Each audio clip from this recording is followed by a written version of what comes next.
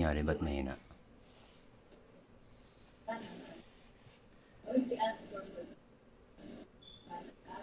Naka-off ang mic.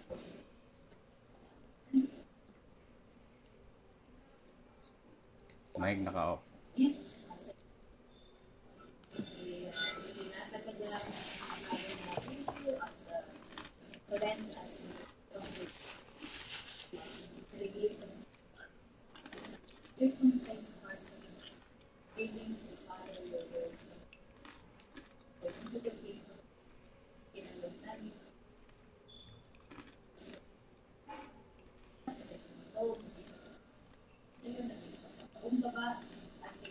Yes, sir.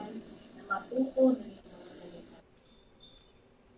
Ano yung nagdaya at magkaroon buhay makalaban kayo. Lord, we ask for the power of the Holy Spirit to empower us. Give us the courage and give us the boldness to always say no to sin and to always say yes to Jesus. Yes. Lord, Lord, buyan ng iyong parang makabuhay na sila. May the word of freedom na ang mas maayos na ipinala sa mga Lord, and our pastor wisdom, knowledge, spiritual understanding, and revelation. Catholicism. Tundukin kami, Panginoon, ang mga puso at ito at katuloy ko masama. Lord, in peace, study, we will be our teacher, our great teacher. Salamat po, ito po aming panalangin. In Jesus' name we pray. Amen. Amen and amen. At gusto nga lang po linawin na magandang gabi, Kuya Regan. Nakapasok na po si Kuya Regan. Gusto ko lang pong linawin. Good evening po. Doon po sa nag-opening prayer, wala kaming kapangyarihan ng Diyos na malaman namin na hindi kami omniscience. Kasi hindi namin nadinig ko na pinagpipray mo. Bagamat alam ng Diyos ang pinagpipray mo, okay na po sa amin po yun. Mahina lang po. Yun nga po. Kaya nga po nilapit ko ng konti. Naka-mute. Okay. Anyway. Naka-mute yung mic. Mahina mic? Narinig din ako? Ayan, narinig ka namin. Lapit na kasi. Kasi baka napagkamala mo kami omniscience. Diyos lang ang omniscience. God all-knowing. Okay? Sige. Okay, simula po tayo muli sa ating pong pag-aaral at hindi ko na masyadong ipaliliwanag para marami tayong matalakay sapagkat nung kailan po ay napakadami pong mga information, mga inputs, mga questions na nagtagal po tayo. So, again, pang-apat na po tayo dito, no? Sa 5 kategorya po ng New Testament, sa pang-apat po tayo. Yung pong general epistles. 8 lahat po yan at tayo po ito nakaka-6 na po tayo yata o pang-7 na ngayon. Kaya yan po ay 27 books sa New Testament. Sunod po natin yung summary. Ano ito po, sabi ni Pastora nung kailan, i-post ko daw po ito para magamit kung sino man yung mag-i-start po ng magbasa na ng New Testament. Malaki po kasi may tutulong po nito. Ito yung summary po, no? Para mas madali natin maintindihan. Kaya nga, bisa pag may mga question tayo sa mga Bible verses, patungkol po sa libro na yun, kung alam po natin yung pinaka-main theme, hindi po tayo maliligaw na may paliwanag kung ano po ibig sabihin ng Bible verse. Aminin man natin o hindi, sometimes yung mga Bible verses po na nababasa po natin, sometimes may mga theological na nakapalo po doon. Kaya minsan ako-confuse po tao. Pero kung meron kang main theme, which is magiging guide mo, para lahat ng paliwanag dapat nakatutok po sa main theme. Matthew, again, presented the Messiah King. Sa Mark po, presented as suffering servant. Sa Luke po, presented po siya sa human being, no? A servant, a messianic title. At yung sa John po, of course, the Son of God. Marami po yan. Mababasa natin sa Book of John. At itong tatlong ito, ipinakita po sa Matthew, Mark, and Luke, yung pagiging servant ng ating Panginoon. Yung pagiging tagapagligtas, the Messiah. Pero pagdating po sa Book of John, medyo iba na po ito, the deity, no? Deity or the deity of the Lord Jesus Christ ang siya pong tinalakay po dito ni John. Kaya maganda po ito, magbasa tayo ng Book of John. Na sinasabi daw po nila, when you are reading the four gospel, maganda rin po simula yung Book of John. Bakit po maganda magsimula sa Book of John?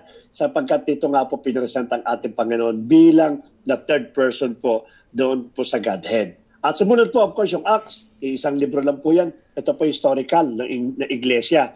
Yung empowerment ng mga disciple ng ating Panginoon in order to spread, no, napakabilis po niyan pag-i-spread ng gospel at pagtatayo ng mga church po, different churches po sa Book of Acts. Andiyan na po yung Ephesians, Philippians, Thessalonians, Corinthians, na discuss po yan sa Book of Acts. So ito po ang historical po ng church na dinanggit po sa Book of Acts. Medyo bibilisan ko lang po ng konti. Anyway, nababasa naman lang po natin ito. Sa Romans po, of course, yung doctrinal book. Na kung gusto niyo malaman po yung mga doctrinal book, yung the Doctrine of Christ, halos na sa Book of Acts po yan, Romans po yan. Bagamat sa iba po, meron po din tinatalakay. But mostly po, marami po natalakay sa Book of Romans, ito mga doctrinal na siyang ginagamit din natin sa panahon po natin. The 1 Corinthians, yung application po ng doctrinal. 2 Corinthians, yung detail po ng pagkakatawag ng Diyos sa true apostles, kung sino talaga yung true apostles. No? At yung demonstration po ng pag-ibig towards sa mga repentant Christian. Maganda po basahin po ito sapagkat andyan po yung pong love, yung meaning ng love nasa 2 Corinthians. Kaya nakalagay po dyan yung kanyang kapangyarihan ng pag-ibig sa mga taong hindi po sa mga tao pong unrepentant ng mga Christian. Sa Galatians po, ito niliwanag po ni Pablo yung grace versus law. Sapagkat muli bumabalik ang mga Kristiyano sa pagtupad po ng batas. Which is marami po ngayong iglesia sa panahon natin ngayon na nagsimula po sa grace na end up po sa law. Maingat po tayo dapat dyan. Sapagkat ang purpose po ng grace is different from the purpose of the law. Kaya dapat po, hindi natin sinasabi wala na yung law, at wala na rin yung grace. O meron na lang grace, wala nang law. O wala namang grace, puro na lang law. Dapat po nakabalance po tayo dito. Andyan din yung fruit of the Holy Spirit against the lust of the flesh. Kasi nga, grace versus law. Kaya meron yung spirit, meron yung flesh. At yung encouragement to live under the spirit. At nakaraan pong 2 Mondays ng Ephesians po, ito po pinakita po yung kapangyarihan ng biyaya na nagmumula po sa ating Panginoon at yung pagiging maintaining ng relationship po. Ipinakita po ito o dinidiscuss po yan sa Ephesians. Also guard your faith using the armor of God. Nakaraan po ba Monday? Napag-aralan po natin Philippians. No? Ano po ang summary po ng Philippians? A call to lean into the example set by Christ Jesus. Pananawagan po ito na bagamat ang Philippians po katulad po iyan ng Ephesians, sila po yung mga honest, pero patuloy na nawagan po si Pablo na maging example nila ating Panginoong Kristo sapagkat siya daw po ang pinaka-head ng church. No? Paul encouraged to continue the Philippian Christian in the generosity and unity in diversity. No? Sapagkat nagkakaroon po kasi lang pagkaanggulo-gulo dyan kasi ini-impose again yung law. No? Somehow, yun po talaga ang magiging dilemma ng mga early churches nung araw po sapagkat may mga Jew kasi na na-convert. Yung mga Christian Jew na somehow hindi makatakas to sa kanilang batas, katulad ng circumcision, ng kosher, ng Sabbath day, etc. Yun po ay naihahalo nila sa Christianity. No? Kaya yan to po sinasabi ni Pablo rito, magkaroon tayo ng unity, so magkita po ng diversity. Iba-iba yung ating nakalakihan, iba-iba yung ating bansa, iba-iba ating practice, pero dapat magkaroon tayo ng unity. At of course, yung generosity po ng Philippians. Napaka-generous na church po ito. I hope na dumating sa punto na tayong JDGIA, hindi lang po tayo self-sufficient sa ating po mga funds, kundi nakakatulong tayo sa ibang iglesia na nangangailangan po ng mga finances po. At ito pag-aaralan po natin, sinama ko na rin dito. Now, para po magkaroon kayo ng idea. Kasi ang ating next book po is Colossians. Ano po yung Book of Colossians? Paul wrote Colossians to warn the believers of doctrinal error and to spur them on the continued growth in Christ. So may warning po ito. Sa Colossians po, wina-warning po niya, bagamat ang Colossians po, it is almost the same with the Philippians. Napakaganda po ng kanila pong ugali. Napakaganda ng kanilang pagsisilbi sa ating Panginoon. But definitely, may mga doctrinal error kasi na ipinapasok dito sa Colossians, which is almost the same sa Philippians din, no? At dito rin sa Colossians, diniscuss din po dito yung Christology. Ano po ba yung Christology? Yung Christology po is about the doctrine of Christ. na kung saan ipinakilala po rito, sino ba tong Kristo na sinusundan natin? Siya ba ay yung nalaman natin na human being? Siya ba ay more than the human being? Ipinakilala po sa Colossians. Kaya medyo meron pong doctrinal touch itong Colossians na ito when it comes about the Christology. Ang Christology po mean the doctrine of Christ. Na yun ang pinaka-meaning po niya. Nangangulugan, pinakilala po rito kung sino po si Kristo na siya pong pinaglilingkuran natin. So sa mga matatalakay natin itong Book of Colossians, makikita po natin yung summary nito na patungkol nga po dito. So let us start. Yan na, binanggit ko na, no? Book of Colossians, it is the 7th epistle of Paul. Malapit na po ito, no? Sa kasama sa Book of Epistles, no? 7th epistle of Paul po yan, yung Colossians. Of course, binanggit na natin Paul, hindi natin masyadong tatalakayin na siya po ay half Romans and half Jew, at siya po ay taga Tarsus, kaya tinawag po siyang Saul of Tarsus. Ang original po niya pangalan, Saul. No? Then later on, na-convert po siya po ay naging Paul. No, nung damit ng ating pong Panginoon. Siya po ay tapos po sa school ni Gamaliel na nagtuturo po ng batas. So definitely si Pablo po hindi lang po ordinary citizen dito. Ito po ay mayaman, may katungkulan, may talino, at may galing po sa pag-i-interpret ng batas po. Yan po si Pablo. Ano yung mga famous verses in the book of Colossians? Sa Colossians chapter 1 verse 21 to 22, "And you who once were alienated and hostile in mind, doing evil deeds, He has now reconciled in His body of flesh by His death in order to present you holy and blameless and above reproach before Him." Colossians chapter 1, 21 to 22. Dati raw tayo mga ligaw. Dati raw tayo mga hindi kapamilya ng ating pong Panginoon, ng Diyos. Tayo daw po ay mga evildoers, yung ating daw pong deeds. But because of the body, which is the body of the Lord Jesus Christ, nagkaroon po ng reconciliation in order for us to present us blameless before the Holy Father. Let us remember, it is not your action, it is not your deeds, it is not your mind in order to become perfect sa ating pong Panginoon.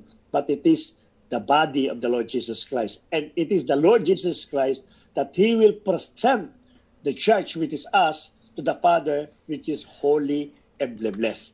So, nandali po sa atin pong Panginoon po yan. Nasa Colossians chapter 1, verse 20 to 22. Yan na po, nakita po natin, no, yung touch ng Christology dito. Nakita na po kaagad natin dito pa lang sa chapter 1. Sundan po natin, chapter 2, 6 to 7. "Therefore, as you receive Christ Jesus the Lord, so walk in Him, rooted and built up in Him and established in the faith, just as you were taught, abounding in thanksgiving." At ito sabi ko sa inyo, no? Christology pa rin po yan. Sumunod po na verse, Philippians 3:14, "And above all this, put on love, which binds everything together in perfect harmony." Kaya nga nakita din po natin, mayroon po rito pakiusap si Pablo na tayo pa mamuhay po ng may pag-ibig. Magpatawaran po tayo at tayo po ay mamuhay na mayroon pong Kristo sa ating pong puso. Philippians 3:14. Sumunod po, Colossians 3:20 to 24. So medyo famous po ito. Kabisado po natin. "Whatever you do, work heartily as for the Lord and not for men, knowing that from the Lord you will receive the inheritance as your reward. You are the serving the Lord Christ." Ang ibig sabihin, kahit anong gawin mo, kahit ano ang maliit man, kumain ka man, magdamit ka man, lahat daw po yan dapat natin ginagawa na may pag-ibig. Kaya nga, let us remember, no, that encouragement sa ating po mga OFW, no. Magtrabaho tayo na napaka-professional. No? Pag sinabi natin professional, pinagsisilbihan natin at company ng buong puso, ng buong kalakasan, at buong tiwala at buong katapatan. No? Pag sinabi natin, katulad ng mga nakausap namin kayo ni Pastora, may mga 3 months delay na salary, may mga 4 months delay na salary, huwag nating sumpiin. No? Sapagkat, let us remember, kaya ka nagtatrabaho, hindi sa company. No, yan po ang aking pong prinsipyo sa buhay. Pag ako po nagtatrabaho sa isang company, I give 101% of my services. Bakit po? Kasi gusto kong magpasikat o gusto kong magkaroon ng promotion? Hindi po. Kasi sabi ng ating Panginoon, lahat daw ng ginagawa natin, gawin natin ng pag-ibig para sa ating Panginoon. So ang pagtatrabaho po sa isang company, ang pagbibigay ng extra effort para sa company, yan po yung ginagawa po natin yan sa ating Panginoon. Gusto natin mapapurihan ang ating Panginoon sa bawat buhay po natin. Yun po sinasabi ng Colossians chapter 3 verse 20-24. No? Ano man ang gawin po natin, kahit sa pagkain po natin o kahit sa ating pong mga inumin, sa pagtulog, sa lahat ng bagay. Ang sabi daw po dyan, pasalamatan o gawin daw natin lahat ng bagay na may pag-ibig para sa ating Panginoon at hindi para sa tao. Sapagkat tayo po yung mga tinawag ng Lord upang magsilbi sa Kanya. Colossians 3:12-13. Put on them as God-chosen ones, holy and beloved, compassionate, hearts, kindness, humility, meekness, and patience. Be with one another and as a complaint against another, forgiving each other. As the Lord has forgiven you, so you also must forgive. Tama yung binanggit sa isang Biblia. Sabi daw po ni Pablo. Si Pablo din po ata po yun. No? Kung meron daw kaso ang iyong kapatid, no, bakit mo daw ilalapit pa sa korte na ang maghahatol daw po ay unbeliever? Baka tawa-tawa nga naman. Dapat tayo, yung mga bagay na nagagawa sa atin ng ating kapatiran, yung mga complaint, no, yung mga bagay na sometimes nakakasira ng ating karakter. Dapat daw po yung magpatawaran daw po tayo. Forgiving them. At sasama sa forgiveness po na yan ay yung pong pagmamahal. No? Sapagkat napakalaga po ng unity, napakalaga po ng pagsasama sa isang iglesia na alam naman po natin yung po yung nagbabayad sa bawat sa po sa atin. So matuto tayo magpatawad kahit ano pong laki at kahit anong bigat po na nagawa natin kasalanan. Yung iba nga, napaka-pete lang na nagawang kasalanan, napakaliit lang eh. Kung makatampo, kala mo, wagas, kala mo, pinatay yung magulang, kala mo, wag pong ganon. No? Pairanin po natin yung pag-ibig, yung perseverance na fruits po ng Holy Spirit po yan. At Philippians chapter 3 verse 5, put to death therefore what is earthly in you, sexual immorality, impurity, passion, evil desire, and covetousness, which is idolatry. So ito po yung mga bagay na dapat daw hindi natin pinapractice sa loob ng iglesia. Ito po yung mga famous verses po. Sundan po natin yung ating pong synopsis. Sino pong author po nito? The epistle to the Colossians was sent by Paul and Timothy. Sa Colossians chapter 1 yan, verses 1-23. At yung huling chapter po, no, chapter 4-18. Paul apparently had wrote his own salutation at the close of the epistles. Pakita natin sa Colossians 4:18. No? Binanggit po yan, maliwalag po. No, I, Paul, send this letter. Sinabi po niyan. Indicating that the scribe, perhaps Timothy, pag sinabi natin scribe, siya po yung sumusulat. No? Si Pablo nagdidikta, ang maaaring sumulat daw po ay si Timothy. Yung kanya pong isa sa mga kanya pong Timothy, kung tawagin kanya pong alaga, has assisted him in writing the body of the letter. Also, sa Colossians chapter 1 verse 1-2, Paul, an apostle of Christ Jesus by the will of God, and Timothy, our brother, to the saints and faithful brothers in Christ in Colossae, grace to you and peace from God our Father. So ito po, binanggit po rito, yan po magpapatunay na si Pablo po ang pinaka-author po niya. Let us remember also, sabi ko sa inyo, siya mga gantong epistle po, later part po, after po ng book of Acts, no? Romans, madali na po i-distinguish sapagkat lagi po andun yung pangalan po ni Pablo. At ganun. Alam po yung theological theme? Una-una, intercession. No? The prayer of intercession in Colossians chapter 1-9-12 calls forth words significant to bodies, cults, and religious practices on the time and within the context of life in Colossae. Paul takes this language and uses these words to proclaim the Lordship of Christ, who alone is the source of the knowledge of God, the true source, spiritual wisdom and understanding, the one in whom is the strength that comes from God, glorious power, and the one in whom the Colossians share in the inheritance of the saints in light. Yung pagiging intercession po natin, ipinakita po dito, but there is no other intercession or intercessor except the Lord Jesus Christ. He is the one that interceding us. Until this very moment, nag-i-intercede po ang ating pong Panginoon. Siya po yung ating pong high priest. No? At the moment, kasi po, ang akala nila when the Lord Jesus Christ died on the cross and rose on the third day, kala na tapos na yung minister ating Panginoon. Hindi po, until this very moment, nagmi-minister po siya sa heaven. Pagamat meron pong iniwan ng ating Panginoon ng Holy Spirit, pero dito po nag-i-intercede pa rin po siya. Kaya ang sabi nga po dito, yung po daw pong tawag dito, Ama, sa magitan po ng ating pong Panginoon. Kaya yan po ang unang-una po, mababasa natin sa mga theological intercession po. At sabi ko nga sa inyo, mostly po, chapter 1 to chapter 3, it is Christology po yan. Pinakilala po ni Pablo kung sino ating Panginoon, na hindi lang siya as a normal human being, but something with the Lord Jesus Christ na dapat pong i-acknowledge po natin. Pangalaw po, knowledge, no? The letter contains language that reflects philosophical and religious thoughts of its day, especially ideas about acquiring special knowledge that leads to salvation. Paul takes the language of the time and transforms understanding so that it serves the proclamation that Christ is the source of all knowledge, spiritual wisdom, and understanding. Christ is the one whom God's mystery has been revealed, and in the one whom the whole fullness of deity dwells bodily. Kaya titingnan po natin, if we try to read the book of Colossians, kasi nga may Christology po ito, may halo po itong deity. No? Pakikita po natin dito, one of the knowledge, no? One of the statement na bilanggit po rito, I think in chapter 2, ang sabi daw, wala daw po nalikang bagay maliban sa ating Panginoon sa Kristo. So look at this, no? Nagmamatch kasi yan doon sa John chapter 1 verse 1. No? Ang sabi doon, in the beginning was the Word, and the Word was with God, and the Word was God. Sabi doon, there is no creations because of the Lord Jesus Christ. Lahat daw po ng bagay ay nalikha because of the Lord Jesus Christ. Sa Colossians, bilanggit din po yan. So dito po, kung babasahin po natin ito at talagang ito ating pong i-meditate, no? I-intindi yung pagkakasulat, dito po pumapasok yung detail ng ating Panginoon. Sapagkat kung wala ang ating Panginoon, no one was created, no? In heaven, in earth, even the authority, even in the spiritual world. No, even for those spirit beings with power and authority, with dominions, hindi raw po malilika yan kung hindi dahil sa ating pong Panginoong Kristo. At pangalawa po dyan, sinabi po dyan, no, na siya ang pinaka-nakakakontrol sa lahat po ng bagay. Hindi sinabi po ang Diyos. Hindi sinabi ang Heavenly Father. Sabi, it is the Lord Jesus Christ in Him. He controls everything. So kung unawain po natin ito, ng isang malalim na kaparaanan, lumalabas ng ating Panginoon really.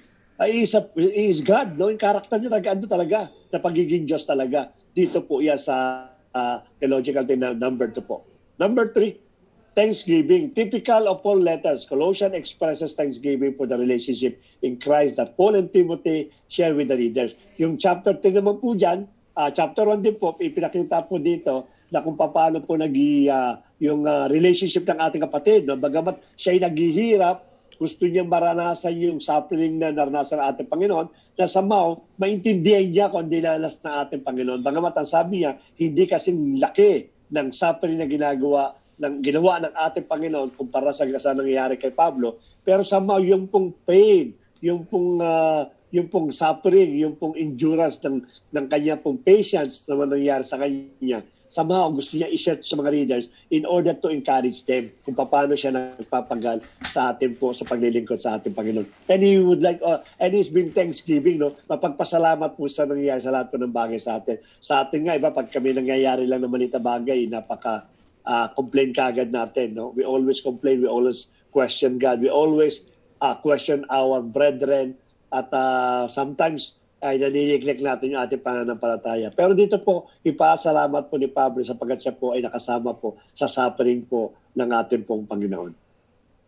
Pangapat po, universal powers, no? A group of words that center around reference to rulers and powers, at bilangin kayo na authorities and elemental spirits, at bilangin kayo na of the universe, is important in the letter.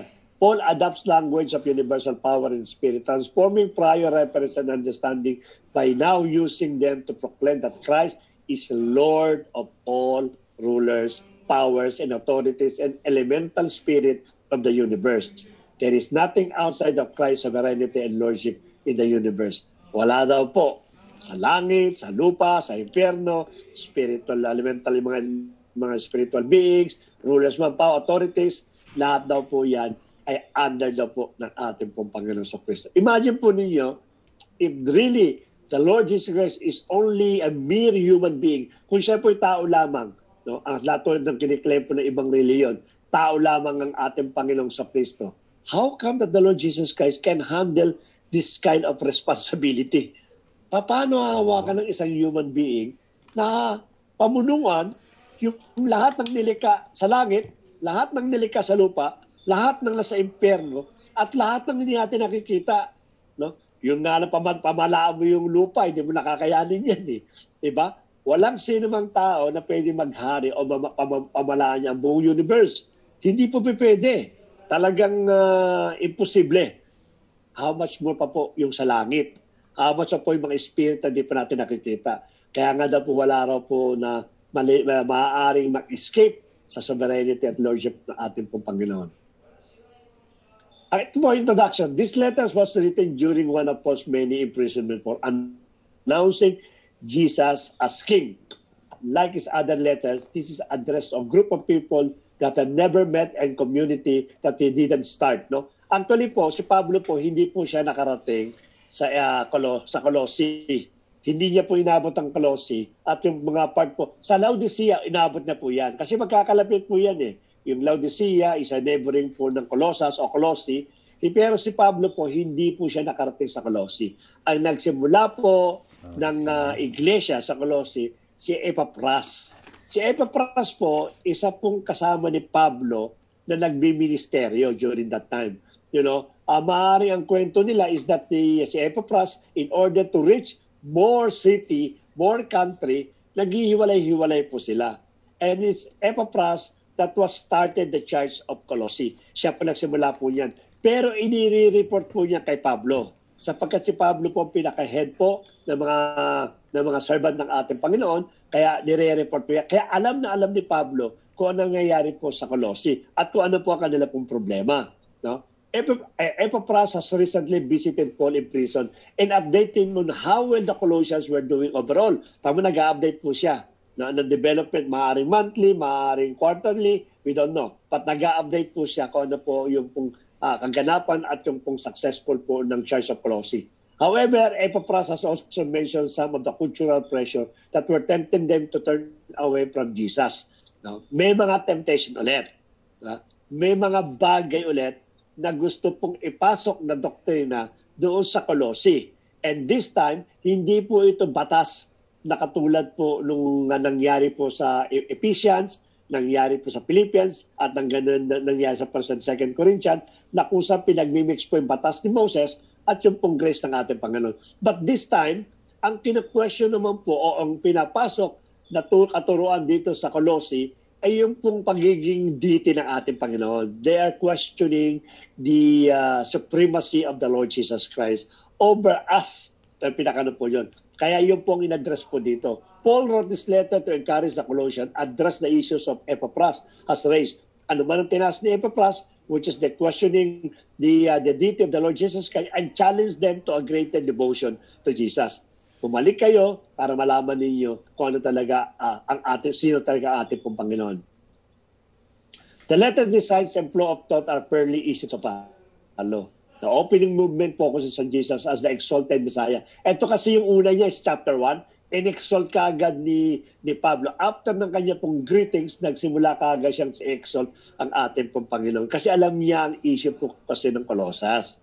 No? Ang Colossae. Na alam nila na someone that trying to influence the other Christian there na hindi paniwalaan ng ating pong Panginoon. Paniwalaan, okay po. Pero yung pagiging, sabi ko nga sa yung Christology, yung pagiging above niya, behind sa pagiging servant, behind sa pagbibigay po ng buhay na walang God, kanya-kanya pong buhay doon sa cross of Calvary, there's something inside na hindi nila maintindihan sa ating Panginoon at yun ang ipinapaliwanag po dito ni Pablo. No? Ang maliwanag po siya niya. Then Paul addresses the pressures tempting them to turn away from Jesus. Kasi alis sila. In chapter 3 and 4, Paul explores the new way of life that Jesus' resurrection has opened up for them.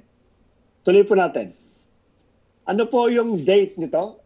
Around 60 to 62 BC or CE or AD. No? Paul wrote this epistle during his first imprisonment in Rome. So again, isinulat po ni Pablo itong libro po ng Colossians nung siya po ay nakakulong po sa Rome. No? Ano pong date? Between 60 to 62 AD. Pareho rin po yan ng Philippians, Ephesians, and Philemon. So yung mga libro na nabanggit ko po, na pag-aralan na po natin yan, Philippians at Ephesians, between 60 to 62 AD din po yan, magkakasunod po yan na sinulat po ni Pablo nung siya po'y nakulong po sa Roma, habang siya po'y naghihintay ng kanya pong paglilitis. Yung po pinakano po yan. The Apostle Paul wrote this letter to Christians living in a small city, was probably written in AD 62, while Paul was in prison in Rome, which is sa Acts chapter 27 to 28 po yan. Yan yung mababasa po yan. Sapagkat ang sabi ko na po natin, yung iba po kasi rito na maaaring magbibigay ng linaw, nasa Book of Acts po yan. Kasi sabi ko sa iyo, yung Acts kasi, it is the history of the churches. Kasama po dyan ng Colossae na nabanggit mo sa 27 to 28. This was about the same time he wrote Ephesians and Philemon. All three letters were sent with Tychicus and Onesimus. Ito po yung mga nagdala ng sulat po niya. Maliban na po doon sa of course si Epaphras yung nagdala po doon sa Colossians, no?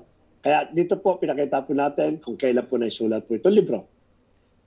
The number of chapters, 4 din po ito, no? Divided into 4 parts.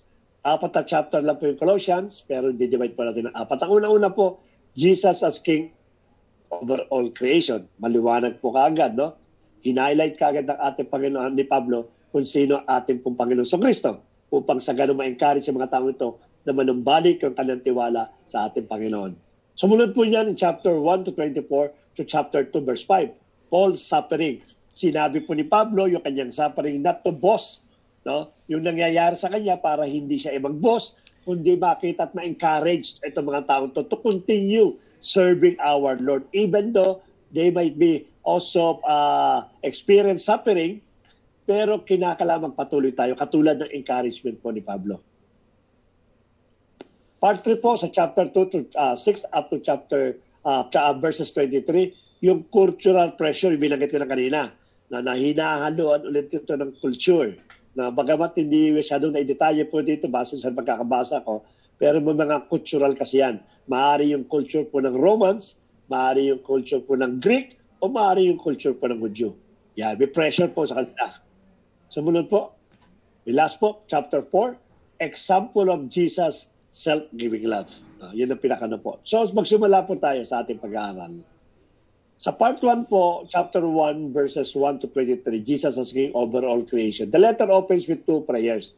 Paul first thanks God for what he learned from Epaphras. Si Epaphras nga, siya po natayo po ng Church of Colossae, that the Colossians have been totally faithful to Jesus and showing love for God and their neighbors. Maganda rin po, no? Katulad na commendation po sa Book of Ephesians, sa Philippians, ganun din po sa Colossians.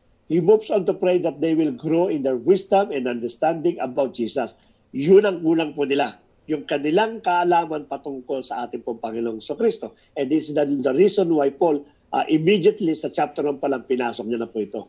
Paul has placed a poem here to help the Colossians and us to exactly that Colossians chapter 1, 15-20, it's the centerpiece of chapter 1. And it's all about the crucified and exalted Messiah. Yun po kagad ang hinahited po niya, na kung saan ang ating Panginoon, napako po siya, and yet nabuhay po siya at nasa kanang kamay po ating pong Diyos. Siya po ang pinaka-head ng iglesia, sa kanya po lahat ng authority, lahat po yan, bilanggit po yan dito sa chapter 1 na to. Talaga pong inilip up ni Pablo ang ating Panginoon sa Kristo upang manumbalik yung pagtitiwala nito mga Colossae sa ating pong Panginoong Jesus na bilang pinaka-head. This poem has 2 parallel stanzas crammed with language and imagery from the book of Genesis, Exodus, the Psalms, and Proverbs. Kinuha po niya yan. Ano po yung mga stanza nito? The first stanza explores how Jesus is the true image of God. Yung binanggit siya, he is the true image of God. Ang sabi po doon, kaya nga yung true image of God, when you explain this paper sa Ebanghelyo, sasabi lang nila, kasi ginawa ng ating Panginoon ang pinapagawa ng Diyos. Naging yung karakter niya, karakter ng isang maka-Diyos. Kaya is a true image of God. Hindi po, malalim po ang meaning po ng true image of God. Ang sabi ng ating Panginoon sa Book of John, no? Susuportan lang po natin po yan. Sabi niya, gusto namin makita yung Ama, yung Diyos sa langit. Sabi niya, matagal nyo na akong kasama, hindi nyo pa ba nakikita ang Ama?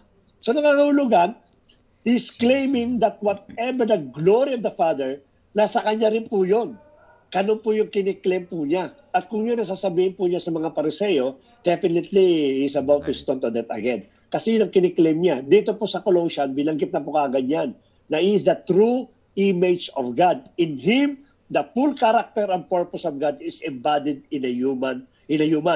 Jesus is the firstborn, which is sinabi po yan sa Genesis. Kaya nga meron silang imagery dito. Nasa firstborn sa Genesis, an Old Testament praise about Jesus' royal status over all creation. In this, he shares, yung palang firstborn pala, sasabi kasi yan, Jesus is the firstborn. Ang ibig sabihin lang po niyan, hindi po siya yung unang pinanganak. Kasi iba po pinapaliwanag nila, siya daw po yung unang pinanganak ng Diyos. No? But hindi po yun. Ang meaning lang po ng firstborn, it is the royal status, o siya po yung pinaka-kontrolado over all creations. In this, he shares the very identity of the one true Creator God. Through Him, all reality, all powers and authorities, both spiritual and human, were created because of the Lord Jesus Christ. Napakaganda po nito nung binanggit mo sa Colossians. Tuloy po natin. It's in Jesus the Messiah that we discover the author and King of creation, as well as the one who will bring about the new creations. He's the head of the new body, which refers to Jesus' people who are the new humanity in which His resurrection existence in a prototype. Siya po yung pinaka-head po ng new creation, siya po yung pinaka-head ng new family, siya po yung pinaka-head po ng church, tayo mga called out ones. God's glorious temple present dwells in Jesus. And God has reconciled Himself to humanity, all spiritual powers, and all creation through Jesus' death and resurrection. It is a remarkable poem, and Paul will keep referring back to it as he continues with the letter. Continue po natin. Sa part 2 po, chapter 1, verses 24 to chapter 2, verse 5, Paul's suffering. Paul then shows how the truth of this point transformed his own experience of suffering in prisons. Na pinakita po niya. Natunayan ng ating Panginoon is the King ng kanyang pong buhay. While he's being punished for announcing Jesus as the risen Lord and King to the Greek and Roman world, his suffering is not a defeat. It's actually Paul's way of participating in Jesus' own suffering, which was also done as an act of love. Paul's hardships are a cause for joy, as he has been imprisoned for spreading the surprising news about Israel's resurrected Messiah. Jesus and the divine glory dwells in Jesus. So Jesus dwells in and among His intentional family. In Paul's word, the Messiah is in you all, the hope of glory. Now let me just put some informations. Recently nabasa ko lang po yung mga Kristiyano po. I cannot remember kung sa Indonesia o sa Malaysia na they're about to execute itong mga Kristiyano ito. At ang pinaka-bargain sa kanila is to denounce their faith to the Lord Jesus Christ. I-renounce yung kanila pong pananampalataya. But among the Christians, no one wanted to renounce. Ito yung nakita po natin yung suffering. Nakita po natin yan. Dito po Saudi Arabia during that time, yung early stage po ng mga churches po rito, talaga pong hinuhuli mga Kristiyano, kinukulong at pinanguwi na. Hindi na pinaalam sa company. After po mahuli, kasagawain, kukulong ka ng ilang linggo o maaari isang buwan o ilang buwan, then pauwi ka lang hindi alam ng mga company po namin, ng mga company po ninyo. Kano po kayong 7 araw. Kaya nga sa matter of acid test sa mga pananampalataya po natin, meron pong isang pagkakataon na naikwento lang naman po sa amin at totoong storya po ito na nung nagstaraha po yung mga kapatiran, pinasok po sila ng M. Nung araw po, marami pa mga M dito, no? Alam niyo na yung mga butawa. At dali-dali yung mga kapatiran, pinagtatapon yung mga Bible sa kanilang basurahan. Para itago yung mga pinakaano. Which is, ang ginawa lang naman sa kanila is ligpitin nyo yan, malis na kayo dito, or within ganitong minutes, kung hindi magagawa yan, ikukulong kayo. Pero still andun yung grace ng ating pong Panginoon. But a lot of Christians, they throw their Bible, they deny their faith because of that kind of testing. No? Itong mga taong ito, hindi lang po tinetesting, hindi lang po pinuwi, hindi pinuwi. Siya pala po ay puputulan ng ulo because of their bold na pagdedeclare ng pangalan po ng ating Panginoon. Katulad po si Pablo. So, si Pablo po nakulong po siya. Actually, sa Rome po, naghihintay na po siya, nabanggit na po natin, either siya makakalaya upang mag-share pa ulit, or papatay na po siya doon sa kanya pong kulungan. But in any case, sabi ni Pablo, everything is win-win situation sa kanya. Kaya maganda po yung kanya pong paniniwala. Sundan mo natin. Sa part 3 po, chapter 2, verses 6 to 20, cultural pressure. Ito yung cultural pressure. na binabanggit ko, no? Paul then addresses the cultural pressure that are tempting the Colossians to turn away from Jesus. Sa Colossians chapter po yan. They were being confronted by a combination of mystical polytheism. Ito po yung sabi sa inyo, mga Greek na paniniwala po ito. Mystical na polytheism and pressure to observe the law of the Torah. Magkahalo rin pa pala. Meron din pa palang patas na Torah. All of these Jew Christians have grown up worshiping the various Greek and Roman gods who govern different arenas of everyday life. Kasi yung iba dyan, nasanay na talaga, no? At may mga na-experience naman tayo, may mga ibang kapatira na they cannot easily give up yung kanilang cultural belief, yung mga dati ng paniniwala. But we're hoping that one day, so magitan ng katulad ginagawa natin ng mga Bible study, ay mamulat po yung mga kapatid po natin. So we never condemn them. Kasi ilang taon, born again lang yan 1 taon, 2 taon, samantalang yung in-impress niya na religion habang simula ng bata kasi lumaki po siya for more than 20 or 30 years. So hindi po madali ganon. Katulad ng nangyari po dito sa sa Church of Colossae. And some of the Colossian Christians consider Jesus as one more deity that they can worship alongside the others. Kala nila kapareho lang. No, kung meron silang Diyos na si Ra, kung meron silang Diyos na si Venus o ano sino pa man, kala nila katulad ng ating Panginoong Kristo, consider na isa sa mga Diyos. No? From a different cultural group, the Jewish Christians were pressuring these non-Jews to complete their commitment to the Messiah by following all the laws found in the Torah. Again, bumalik na naman yung Torah po nila. Paul specifically mentioned the pressures of eating a kosher diet or observing sacred days and circumcision. Sa Galatians po yan, nabilanggit na po natin yan. Kaya nga, law versus grace versus law. Kasi po may mga celebration po dyan, katulad Sabbath Day, yung pong beginning ng yung festival po nila, yung mga feast, Feast of Unleavened Bread, may mga practice kasi doon na gusto na lang i-apply dito. May magkakaroon tayo ng question and answer about the cultural belief para magalaman po natin. So tuloy po natin, for Paul to give into this temptation is an acceptable compromise and failure to grasp who Jesus is and what He accomplished on their behalf. Hindi na katanggap-tanggap yun. The Colossians used to live a fear of spiritual powers and elemental spirit. May natatakot pa yan. May multo, may kumalis dito, takot pa yan. No? Kung may mga na-experience tayo ganyan, no? Maaaring iba sa atin, ayaw aminin, na pag parang may kumilis dito, parang may multo. Natatakot kagad tayo, nagkakaroon tayo ng fear. Kaya din po sa mga tao, mga elemental spirits, ang kanilang pininiwalaan. But Jesus has triumphed over these powers through His death and resurrection, freeing the Colossians from any former obligation to these powers. In the same way, Jesus has fulfilled all the laws of the Torah, which never had the power to transform the selfish human heart. What Jesus did through his life, death, and resurrection lacks nothing and doesn't need to be supplemented by the following, the old laws. After all, Jesus, the reality to which the Torah was pointing all along. Binanggit din po dito, yung sa chapter 2 po, yung po circumcision of the heart. Yung po yung aming nagiging vlog every morning. Binanggit po dito na kasi pinipilit nila yung Torah. Sabi nila, Torah is only the shadow of the forthcoming. Shadow lang daw po yun ng yung malaking realidad, which is the Lord Jesus Christ. At sa pamagitan ng ating Panginoon, sinicircumcise yung ating heart. Sabihin na, pinapalaya po tayo doon sa law. Yun ang sinasabi niya po dito.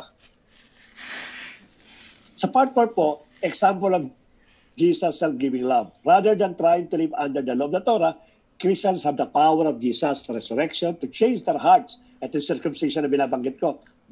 Minds and the way of life. Following Jesus means joining the new humanity and joining their life to the risen Jesus.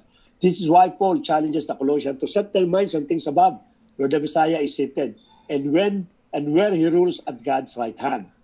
Paul doesn't mean for them to think about leaving earth to go to heaven. Rather, the heavens are the transcendent place from which Jesus rules over creation. From there, He will one day return to earth to transform all things. Or as Paul says, when the Messiah, who is your life, is revealed, you too will be revealed with Him in glory. Kasama po tayo marireveal ng ating po Panginoon. Paul challenges them to live in the presence as the new kinds of humans that they will one day become. Paul described their old humanity, which was characterized by distorted sexuality and destructive speech. For Christians, the old humanity died along with Jesus and is replaced with the new humanity, characterized by mercy, generosity, forgiveness, and love. This new humanity transcends the ethnic and social boundary lines of the world in order to create in Paul's word a people in which no one is Greek or Jew, circumcised or uncircumcised, slave or free, but the Messiah is all and is all people. Binanggit po yan, no? Even the husband, binanggit po dito. Husband, love your wife, and wife, husband, love your wife and wife, respect your husband as the head. While the husband, sabi yun, meron din siyang amo, katulad ng amo niya ang ating Panginoon. So, even yung mga servant, binanggit po ito yung comparison or relationship between the servant and the master, between the husband and the wife, between the family and the kids.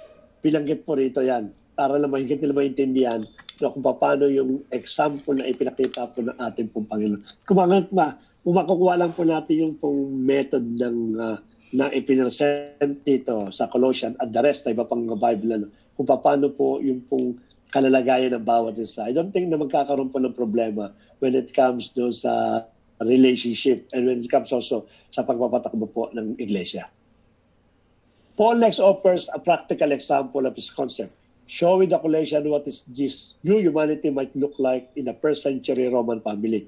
Ito yung pala, the Roman household was highly authoritarian institution. Tama po yun, no?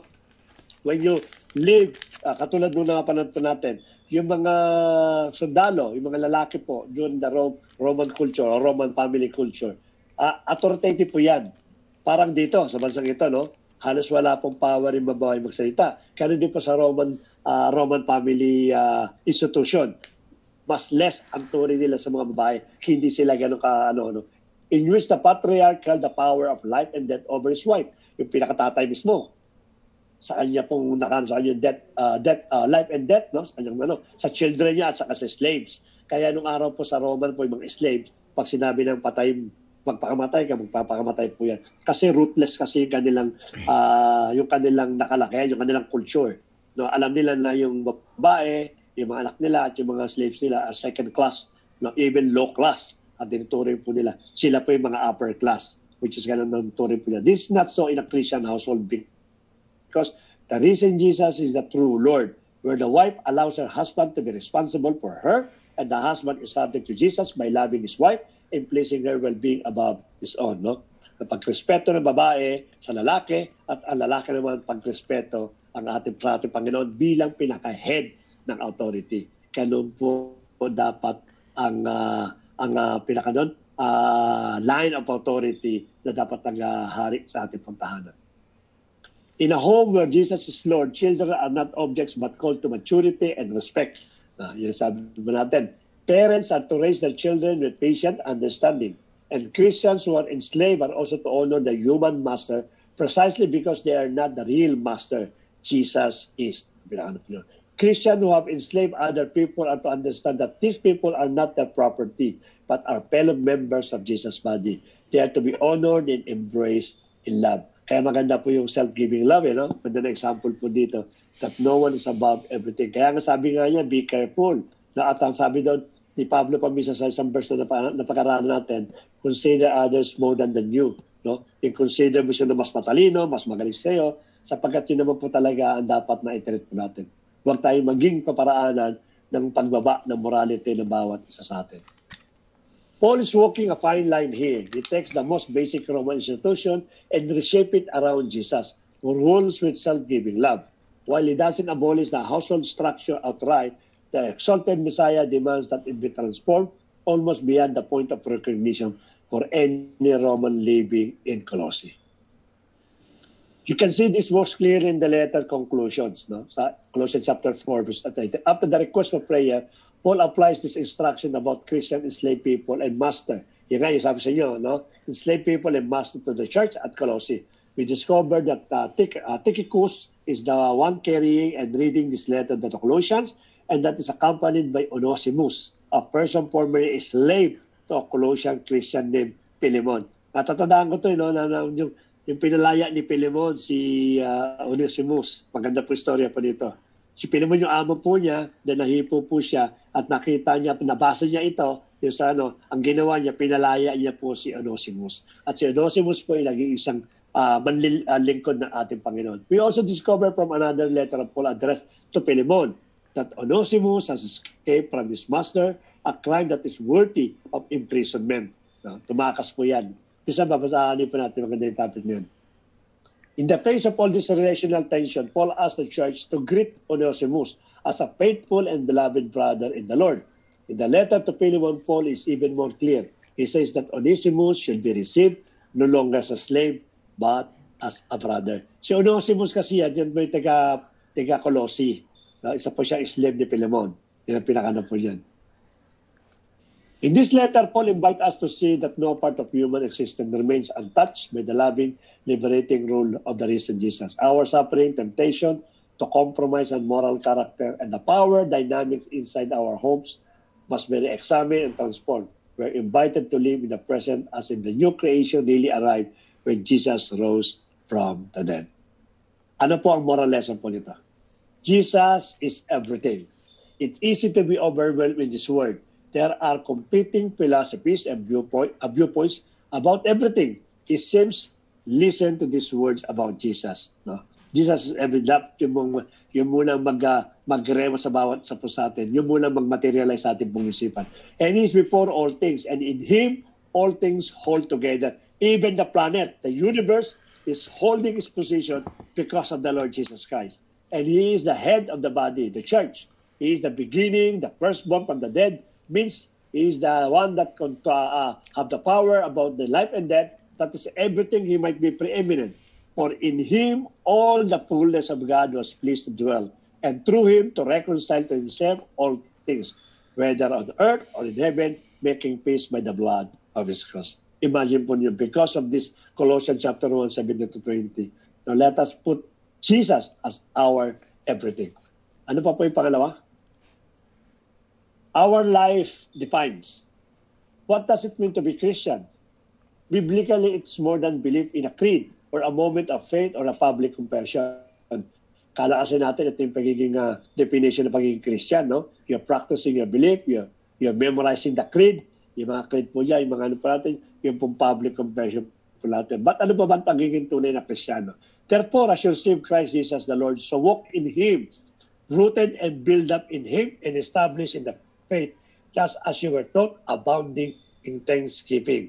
See to it that no one takes you captive by philosophy and empty deceit, according to human tradition, according to the mental spirit of the word, and not according to Christ. For in Him the whole fullness of deity dwells bodily, and you have been filled in Him, who is the head of all rules and authority. So nangangalunda po dapat yung atong buhay, umiikot lamang sa ating pong Panginoon, sapagkat sa magitan po nito ay indeed, ma-identify natin yung ating pagiging Kristiyano po natin. Sabi nga sa isang seminar, the most powerful weapon daw po when it comes to evangelism, it is not seminars, no? The most powerful tools sa pag-evangelize daw, it is not the seminars, it is not the schooling, it is not the numbers of Bible study attending, it is not how the way yung madami mo ng books about the theology, but how you practice your faith by means of reading the Word of God and by means of prayer. That is the most effective and powerful na tools na po na evangelism. Mindset, no? These three lessons are all similar in nature. Paul was not shy about repeating essential truth for these readers. We are all too prone for forgiveness when it comes to spiritual realities. If you then have been raised with Christ, seek the things that are above, where Christ is seated at the right hand of God. Set your mind on things that are above, not on things that are on earth, where you have died and your life is hidden with Christ in God. Colossians chapter 3, verses 1-3. Yun lang po, and God bless po sa ating lahat. Ang bilis. Naku,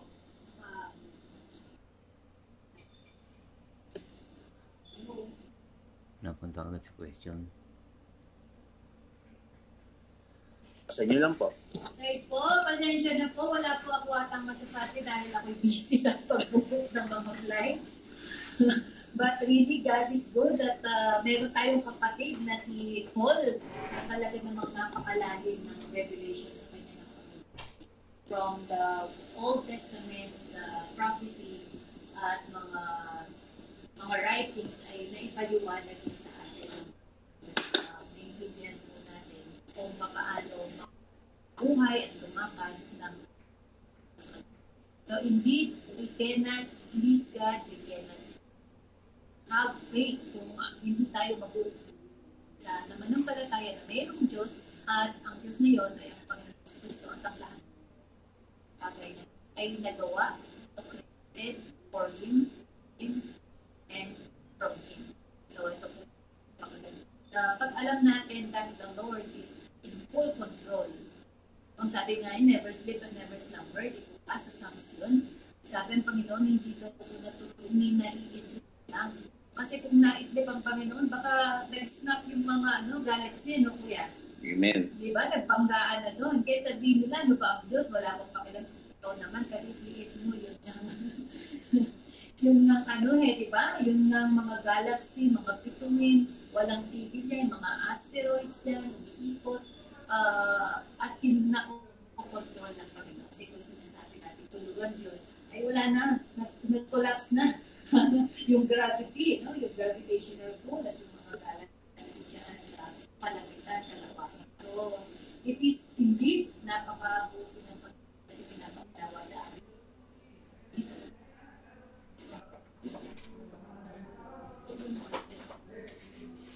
Kuya, may dadagdag ka ba? Sige lang po, wala. Naririnig po ba ito? Malakas po ang boses ko? Papa, Ayun. So, Daddy, gusto ko yung kwento din ni Onesimus eh. oo nga. Kasi naging si Onesimus ay isang alipin ng servant, din? Pagkatapos na nung pagkakulong niya, nung paglabas, ibinilin siya doon sa kanyang dating amo na sundin niya si Onesimus. Yung dating amo niya, bale, naging under kay Onesimus sa pamamagitan itong spiritual submission. So, kaya, hindi natin talaga mapolitical si Onesimus.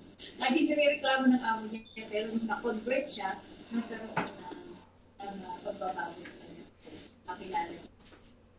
Ito nga naman, pag nakilala mo ang Panginoon, alam mo kung sino siya sa iyo, ano yung character ng Panginoon at yung kanyang kapangyarihan, ay, ewan ko, bakit mahirap sumunod? Mahirap sabahin ng mga iba ang Panginoon kasi dahil nga hindi na unawaan. Yun lang naman. So, sige. Kung po meron kayong mga ibang mga inputs, may mga tanong kayo dyan na hindi na unawaan, pwede na po kayo. Open na po ang ating. May question ka pa lang nakahanda? Ha? May question ka nakahanda? May nakikita ko dito sa slide. Ito. Bakit hanggang chapter 4 lang ang Colossians pero parang mahaba ang paliwanag. Yeah. Kasi may Christology. Question number 1. In chapter 2 and chapter 3, Paul addressed the cultural or traditional belief and practices and prohibited to continue. In Philippines, we have traditional belief, though we need to stop them practicing. Philippines to, hindi Philippines, no? Philippines yan. Kasi kakagaling natin pinag-aralan ng Philippines, kaya kala ko Philippines. Hindi, Philippines yan. Okay. So, ito daw po, pinagbawalan yung mga cultural and traditional belief ni Paul dun sa Colossians, sa Colossae. Ngayon, dapat daw ba natin gawin ito sa Pilipinas na itigil ang mga traditional belief? Itigil ang pagpapractice ng mga dapat ito. Sige po, open po, pwede kong sumagot. Meron po? Tulog yata. Ayan, Wala eh. Tulog lahat. Opo. Amen. Amen. Amen. Dito po sa question na nasa chapter 3, Paul addresses the cultural or traditional belief and practices. Opo, kailangan po natin, marami pong mga practices ang Philippines na hindi po naaangkop sa Biblia.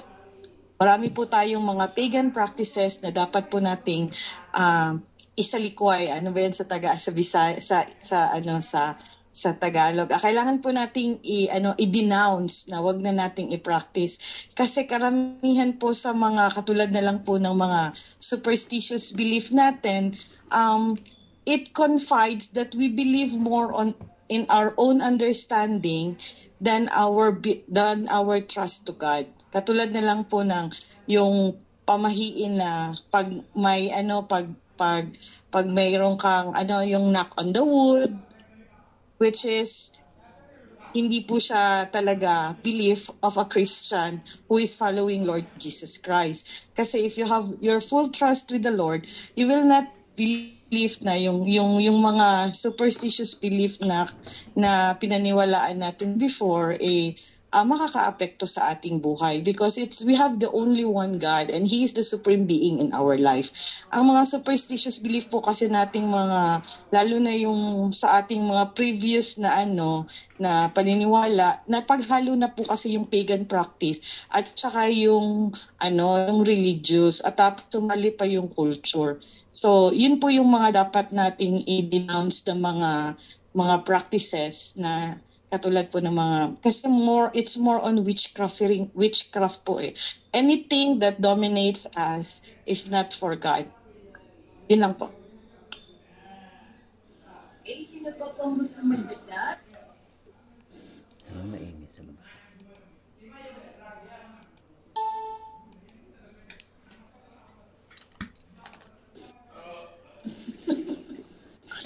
Ako naman po, yung isa sa Amen. parating. Sige, kay Debbie ka muna po. Okay, sige. Okay, isa sa mga kinalakihan ko, lalo na ako sa probinsya, kasi lumaki ako sa lola ko, which is Sarado Katoliko, is yung parating ginagawang prosesyon. Yun, prosesyon dahil magpipiesta na. Yun po, yung hila-hila nila yung karwahe na nakatungtong, yung sino yung santo ng piyesta na yun. So, nung lugar na yan. Kaya yun po yung isa sa dapat talaga. Pero hanggang ngayon, marami pa rin gumagawa, lalo na sa Quiapo. Pero yun po talaga, hindi yun kalugod-lugod sa Diyos. Amen. So, tayo deceived, Kuya Richard, ikaw muna.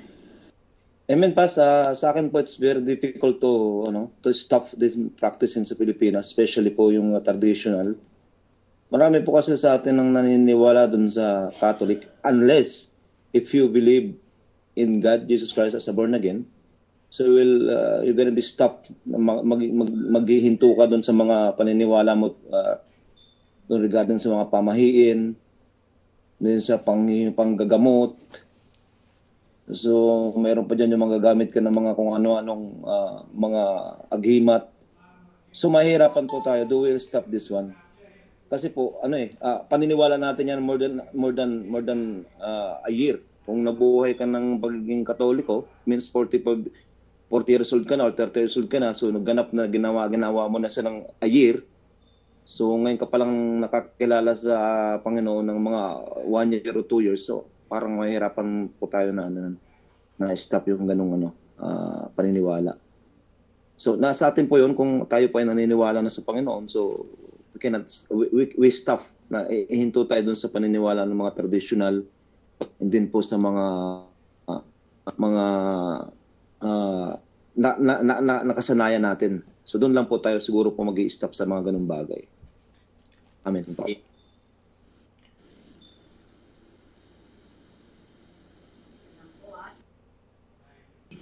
Opo, maraming salamat po Kuya Richard, Ate Rona at Kuya Dave.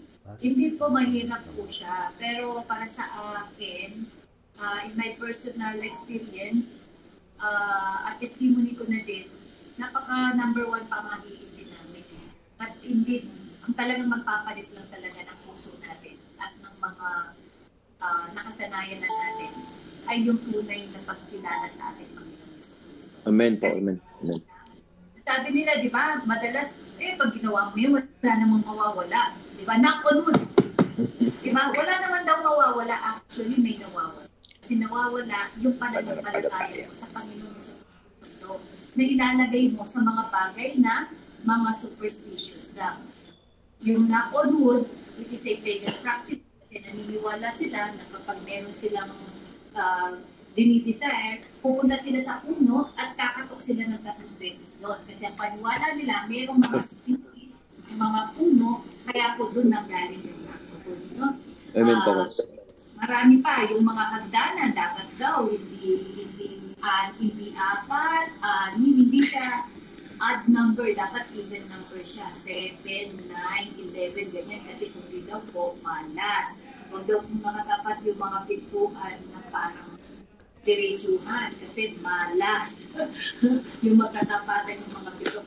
Ito po, ano yung mga sinasabi nila at saka yung mga pusoy na ini-embrace din natin dahil pinopromote ng mga sikat na mga artista. Diba? Si Chris Aquino, na tayo ay mga nag-brainwash actually, yung mga napapanood natin. Totoo, yung mga artista na yan, mga influencer na yan, kaya awarded sa kanila, influencer, nai-influensyahan nila yung ating mga kaisipan. Ano pa, yung, di ba, bilog ang buwan, huwag kang lalabas kasi baka mamaya mag-disgrasya ka. At yung mga bagay na yun, yung araw na yun, meron ka, okay, may dumaan na itim. No, meron kang interview. Imbes na magkakaroon ka ng trabaho, hindi ka tumuloy dahil doon sa nakikita mong puting. So, di ba, may nawawala. Blessing pala yun ng Lord sa'yo, yung pinag-pray mo yung trabaho na yun. Then, during the interview mo, nakita kang puting na itim, hindi ka na tumuloy. Ito po yung mga bagay na napapansin natin na madalas talaga, wala namang mawawala. Actually, may nawawala. Kasi napupunta yung pananampalataya natin sa mga bagay na walang katotohanan. Invest na dun sa Panginoon. So, yun po, no? Unless, sabi ko nga, maintindihan natin by heart kung sino ang ating Panginoon si Kristo at kung ano yung power na kaya niya ibigay sa atin. Then, hindi na tayo mailagay yung trust natin sa mga bagay na gawin. Amen po, Boss.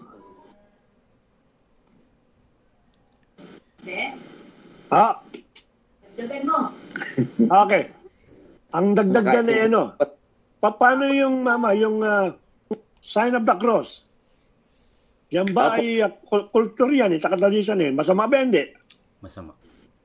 Opo. Pastor, actually, yan po talaga yung sasabihin ko eh. Usually, yung mami ko at yung lola ko, yung, halimbawa, yung merong aksidente, tapos magsasabi sila ng Jesus Joseph, di ba?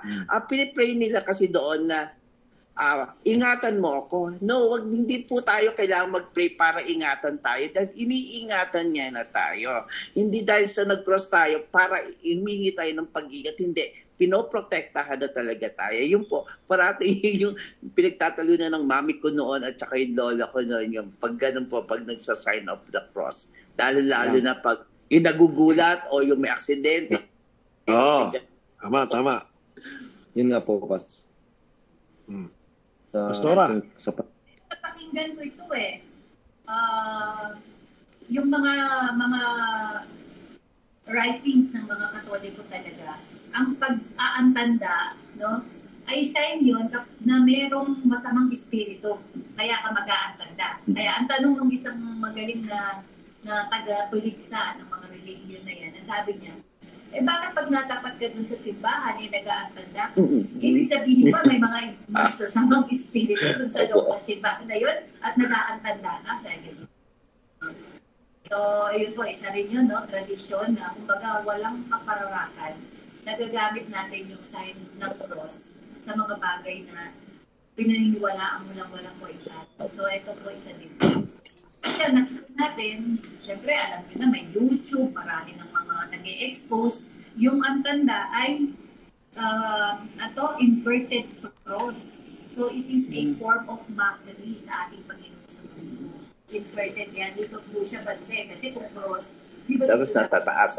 Gano'n. Inverted cross po siya. So, it is a mockery na sa ating Panginoon sa ginawa ng sa Kristo. Yan. So, yun po, no? Ano pa bang mga dapat nating iwasan?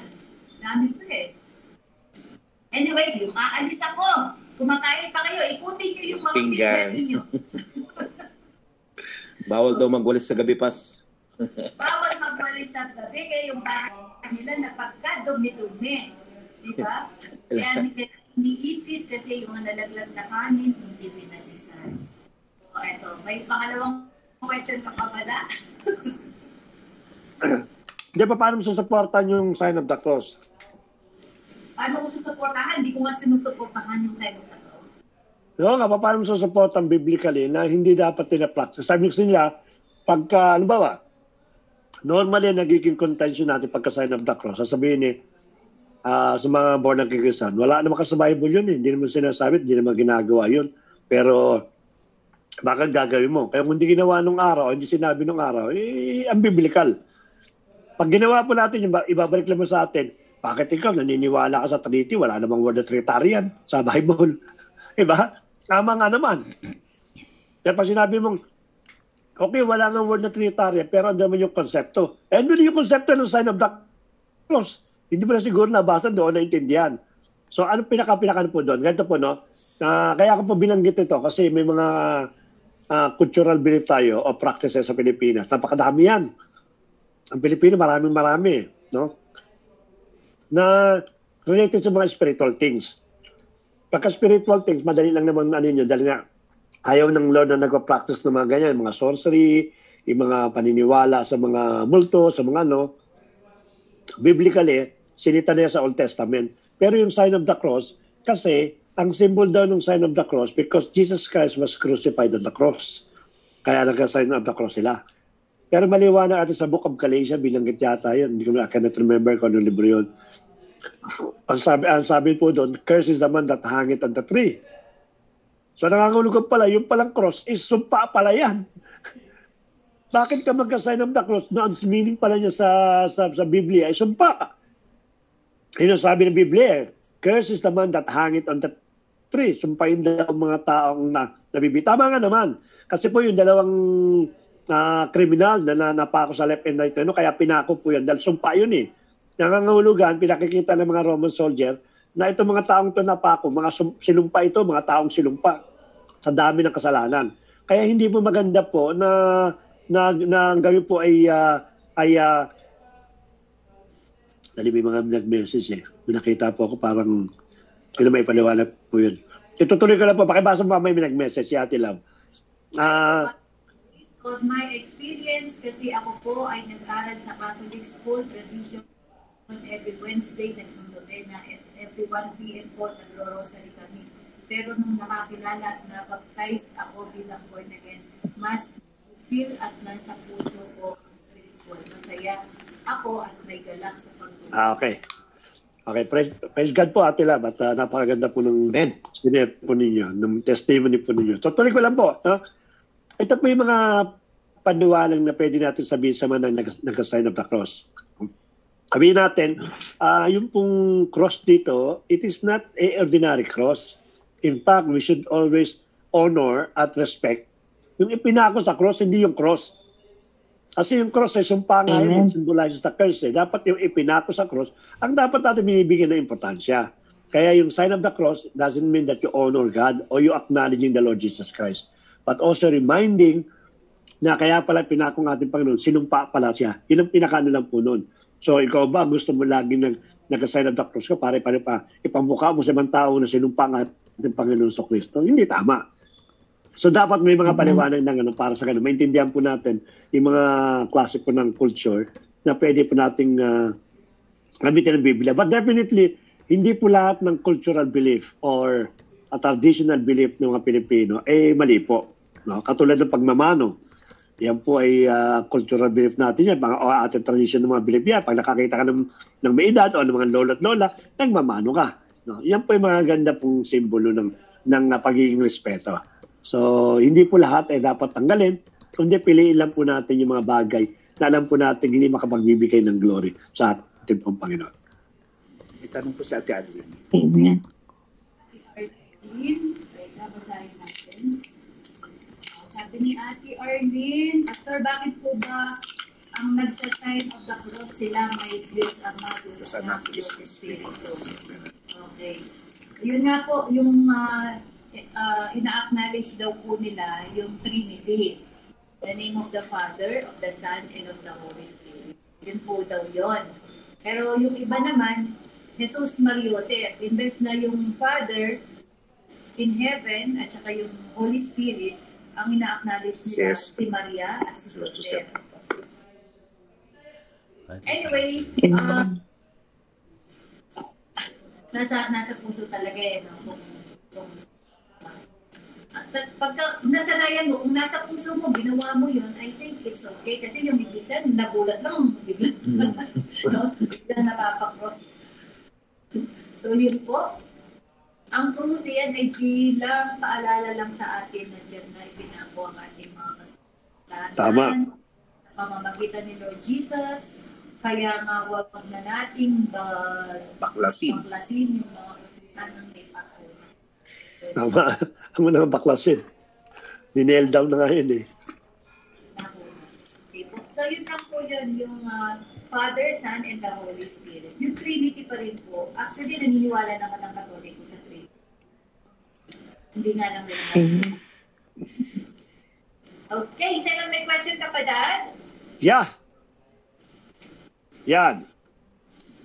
We always heard the teaching of circumcision and eating kosher food from the Christian Jews, while Paul emphasized not to practice this culture to the non-Jews. Okay, tama.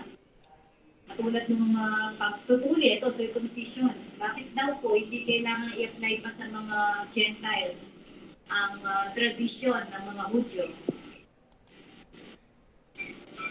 Sige po, sagutin nyo na. I'm good, but going home, Jewish Jewish belief. again? You forwarded me.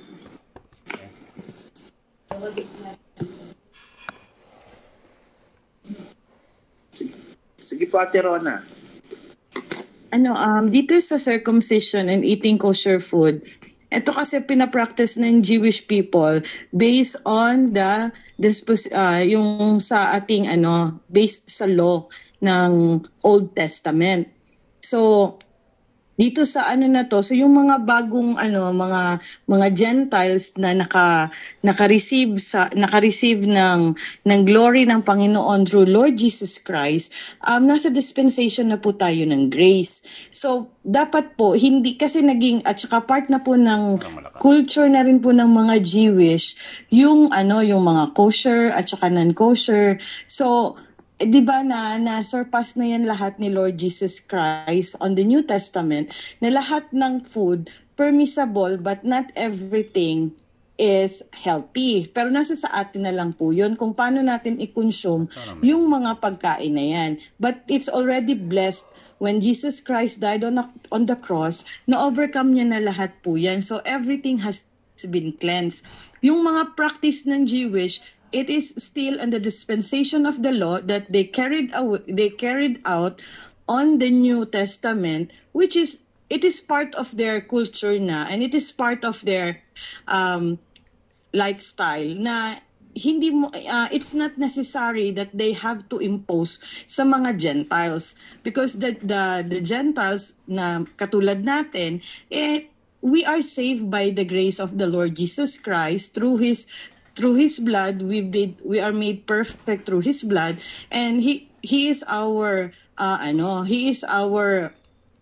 ating sa Panginoon. Kumbaga siya ang ating connection through Lord Jesus Christ's blood. That is our reconciliation to God. So ang akin po is ang mga Jewish, ang pinaka-point, ang mga Jewish, they have belief on the kosher and circumcision because they've been doing that within the dispensation of the law. However, para sa mga na hindi mga Hudyo na hindi naniniwala sa pinaniniwalaan nila before at na-save in the grace of the Lord Jesus Christ, lahat na po ng mga iyon nasurpass na po ng ating Panginoong Diyos at lahat na po ng pagkain ay na-cleanse na po niya, at it's not necessary for us to follow the Jewish culture if it's not comfortable po sa I mean kasi hindi naman po kasi sinabi na kailangan nating anuhin yun to follow their culture and to their beliefs na i-impose din sa ating mga Gentiles or yung mga naniniwala sa Panginoong Diyos, as long na hindi tayo nakaka-stumble ng iba kasi na-discuss na po yan ni Pastora. I think I remember na as long as you cannot stumble others on what you do in following katulad ng sa pagkain, you can carry it out. Yun lang po. Okay, salamat po sa nabanggit po ni Ate Rona. Sino pa po? Dagdagan ko lang ng konti yung question, Mama, no? Para mas magandang maging discussion natin. Para magkaroon din ng second chance pa sumagot si Ate Rona. Maaari sigurong hindi masyadong clear yung aking questions. Ano po, no? Alam naman po natin in the book of especially in Galatians, alam po natin na si Pablo mismo ay napaka-emphasize niya na wag niyong gamitin yung circumcision at wag niyong i-practice yung kosher, no? Na pagkain. Ang pinakano po doon. But ang question ko kasi, bakit gano'n na lang ang emphasize ng pagtanggi ni Pablo na i-practice itong dalawang ito, especially itong dalawang ito, sa mga non-Jew, sa mga Gentiles. Where in fact, no, medically, yun daw pong circumcision, napakadami nitong benefit sa health. Kung titingnan po niyo, magre-research kayo sa Google, pakikita niyo yung benefits po ng circumcision, ng circumcised doon sa uncircumcised, no? Yung prevention sa UTI, sa mga sexual transmitted disease, tapos may mga marami po 'yan. At kung titingnan po natin, ikukumpara natin yung uncircumcised o circumcised, I know much po yung dapat mo talaga ay ma-circumcise tayo kasi nga because of the health issue and the benefits, no? Yung kosher, ganun din. Ito ay all healthy food. Nanggaling sa ating Panginoon ito, alam ng Lord kung yung mga healthy food na dapat kainin. So kung ito ay healthy food, bakit hindi ina-allow ni Pablo na gamitin sa mga Gentiles? Kung ang circumcision ay maraming health benefits, bakit hindi niya i-apply sa mga Gentiles, katulad ng mga Hudyo? Bakit napaka-tapang niya, napaka-bold niya, napigilan itong dalawang ito sa mga non-Gentiles? Yun yan ang tanong dito. Yan ang nakapalaw sa tanong. Bakit na pinipigilan yung dalawang bagay na ito na alam niya na makakabuti sa tao?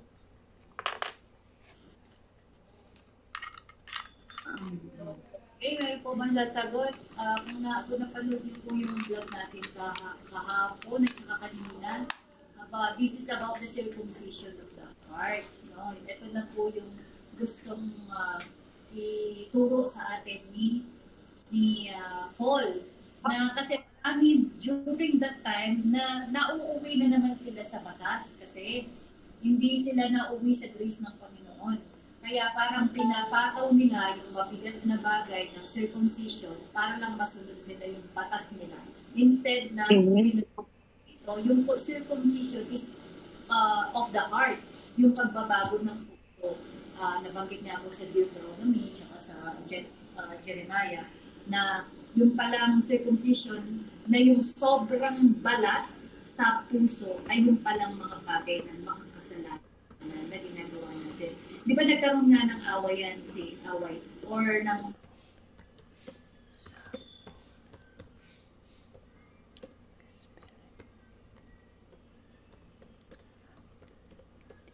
pasan sa kanila yung mga bagay na yan, ay yung nga ng Word of God, nahirapan na sila, dadagdag mo pa sa kanila yung bagay na hindi naman nila kinalakihan.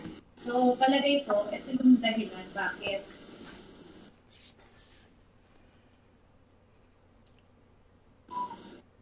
pasensya. Tuloy mo, meron akong Hindi, may sasagot pa. Sige. Pasensya na po medyo Baka may sasagot. Ano yung pagiging legalistic din, Pas? Tama po. Sige, paliwanag natin ron. Sige nga. Kasi yung ano, 'di ba, naging ano, yan na yung nagpahirap sa buhay ng mga Hudyo noon nung panahon ng panahon ng law. Yun yung sinasabi ko, the Jewish people lives in the dispensation of the law while the Gentiles lives in the dispensation of grace. So yung dispensation of the law na pinahirap palalo ng mga Pharisees, kung i-enact po yan ng mga nakakilala sa Panginoong Hesus, kasi yan po yung ina-abolish ng Panginoong Hesus sa mga Pariseo noon, na masyado nilang binigyan ng pahirap ang tao just following yun nga sabi niya na ang kanyang is magaan kesa sa ng mga Pariseo. So kung magiging legalistic po sila, just putting the emphasis into kosher and non-kosher and circumcision to, hindi na po mabibigyan ng emphasis yung totoo talagang pag-follow sa Panginoong Hesukristo, which is following all of his epistles and living in a Christ-like character. Yun pong character natin, hindi po yung kinakain natin, at hindi lang po tayo nabubuhay sa pagkain lamang, nabubuhay din po tayo sa Word of God. And Word of God, hindi po yung kinakain, kundi yung nilalabas ng bibig. So, ang focus po doon is wag mag-focus sa maliliit na bagay. Magkaroon ng more emphasis on the greater good kesa dun sa yung kosher, non-kosher, because that is being legalistic. At as it says, bumabalik na naman sa law, which is we are already been saved by grace. Sige, dadagdagan mo maya yun. Yung legalistic, saka yung comparison. Sige, Kuya Richard. Sige pa. Dagdag din Sige po. pa. Kasi po, tama po yung sinabi natin Ron. Kasi po, itong circumcision po at saka kosher, it's only by the law. So, alam naman po natin, sinabi po ni Paul, na believe natin ang salvation came through the faith of Jesus Christ. So, kung doon lang po tayo magbe-base sa batas ng mga Jewish po, hindi po kasi para sa, di ba po in-emphasize ni Paul na circumcision is and kosher is not a law, it is only the law of Jewish. Pero po kung doon tayo magbe-base sa salvation natin, doon po ang paniniwala po natin ay pananampalataya sa ating Panginoon. Yun lang po, Pas. Maganda sinagot ni Kuya Richard, ha? At yun din sasagot natin, Kuya Richard. Hintayin niyo lang sagot ko. Halos pareho tayo, Kuya Richard. Salamat po. Sino pa po? So, Pas, yung sa akin naman po, Pas, ibig sabihin, pag nag-follow kasi sa circumcision and eating kosher, parang sinasabi na by our acts or works, masisave tayo kasi nag-follow tayo sa tradition. Hindi na yung by grace dahil naniniwala tayo na masisave tayo. Yun lang po, parang ang comparison ko po is action na yon. Kapag ginawa mo yung tradition, masisave ka. Hindi dapat ganon. Palapakan natin si Kuya David at si Kuya Richard. Amen. Okay, Amen. sagutin ko po, para, anyway, malapit na yung sagot nila doon eh. Ganito po kasi yun. Kasi yung benefit kasi ng pagkain ng kosher, alam ni Pablo yan. Lumaki si Pablo bilang Hudyo. Kaya alam niya ang benefits po ng pagkain ng mga bagay na masustansya at less cholesterol and fats, no? Balang araw, alam niya magkakaroon ka ng hypertension, magkakaroon ka ng cholesterol, magkakaroon ka ng diabetic. Alam po ni Pablo po yan. At nung araw po, napatunayan na rin po ng mga science at personal testimony, yung mga tao sa probinsya na kumakain ng gulay, kumakain ng tanim nila, mas mahaba yung kanila pong buhay. Kaya kung tingnan po natin ng kosher food po maganda. Circumcision, ganun din po yan. Alam din ni Pablo ang health beneficial po nito sa katao. Ikaw man ay Hudyo o ikaw man ay non-Jew o Gentile. Pero bakit mo niya pinipigilan ito doon sa Book of Galatians? In fact, sa Ephesians nabanggit din po yan. Ganito po kasi nangyari, no? When Paul started sharing the gospel, alam natin ang gospel. Ang gospel, it's a pure grace of God. It is the work of the Lord Jesus Christ on the cross alone, no? He died and He resurrected. Nahulugan po, wala po tayong ginawa po doon. It is a purely grace according to Ephesians chapter 2, verse 8 and 9. And here comes the Jew people, the Christian Jew, no? Ang sabi nila, it's very clear in our Torah that unless a man be circumcised and practicing kosher food, he will not become a member of the family of God. Kasi, yung pong circumcision, it symbolizes of a chosen nation. No? Ginawa ni Abraham yan para lang ma-identify o ma-distinguish lang kung sino yung Gentile at kung sino yung tinawag ng Lord, which is the Jew. So nangangulugan, the circumcision symbolizes of the adaptation of become a family member of God. Yun ngayon ang pinapractice ng Hudyo. No? Ang sabi nila, hindi pa tapos ang grace ninyo. Dapat meron kayong gawin para maging pure, authentic, original na member kayo ng family ng ating Panginoon. Dito po pumalag na si Pablo. Pero yung kosher, tsaka yung circumcision, kung gusto niyo, okay yan. Diba? Pero kung ang gagamitin nyo, doctrinal, na hindi ka magiging member ng ating family, ng bagong family ng ating Panginoon, hanggat hindi ka natutuloy at hindi ka kumakain ng kosher food, hanggat hindi ka nagpa-practice ng Sabbath day, that's already against the gospel of the Lord Jesus Christ. Hindi yun ang tinuro ng ating Panginoon. Kaya nga sabi niya, nagsimula kayo sa grace, bumabalik na naman kayo sa batas. Sapagkat tamang bilanggit po ng ating mga kapatid, ang grace po ang nagliligtas, hindi ang batas. Ngayon, kung pa-practicein niyo yan bilang way, no, for the healthy benefits, bilang way ng isa pong health conscious, hindi kayo babawalan ni Pablo. Kung yan po ini-introduce sa mga tao para lang magkaroon sila ng magandang buhay, malusog na pamumuhay, hindi pa payagan, hindi po yan ipipigalan ni Pablo. Pero the moment na binanggit mo itong mga tao, mga practices na ito, na way of salvation, that is against the teaching of the Lord Jesus Christ. And definitely Paul will not agree with these people. Yung po ang emphasize po dito. So nangangahulugan, pag ginamit po natin yung mga gandang traditional belief, yung ating pong mga cultural belief, ginamit natin para sa ating pangangatawan, gumanda ang pangangatawan natin, gumanda yung ating kalusugan, definitely hindi po masama po yan. But once na ginamit po natin yung mga bagay that will, sabotage our faith, that will sabotage our health, then hindi na po para sa Panginoon po yan. Yun po ang dahilan po dito. Baka maaaring sabi sa kanyo, bakit di pinapakain ng kosher food? Maganda nga yun, bakit ay maganda rin? Kasi po, ginamit yan bilang kaparaanan ng salvation. At yun po ay hindi na tugma sa tinuro po ng ating Panginoon ay Pablo. Yun po yun. Amen.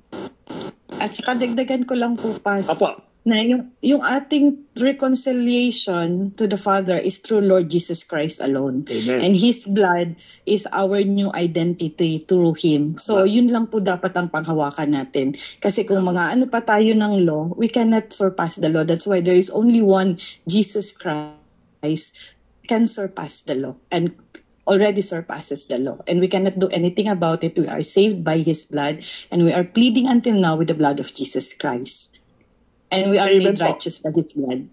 Yun lang po. Amen.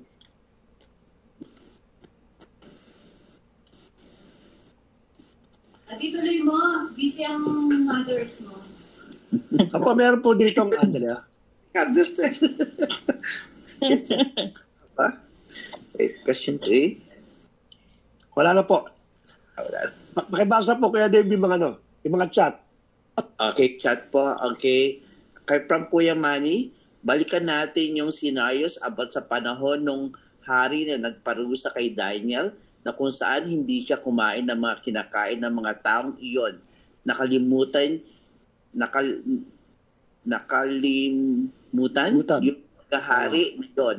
At kinain lang niya or nilang magkakasama ay prutas lang, malayo sa kinakain ng mga taong iyon. Kaya naging malusog katawan nila Daniel maging na mga kasamahan niya. Tama. Yan yung hinulis Daniel, no? That is a kosher food. Tama po yun.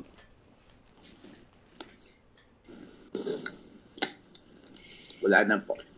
Wala na po. Any question? Any more question? Wala nang nagbasa.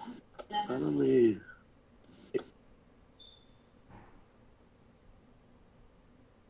Ato, matanong ko lang po, sir, pakibasa mo, kaya Dave. Matanong ko lang po, Pas, ano po ba ang meaning ng nakita kong 3 letra sa ibabaw ng krus? Yeah, Mama, alam mo yan, Mama. Please. Yung INRI. INRI, tatlong Yan.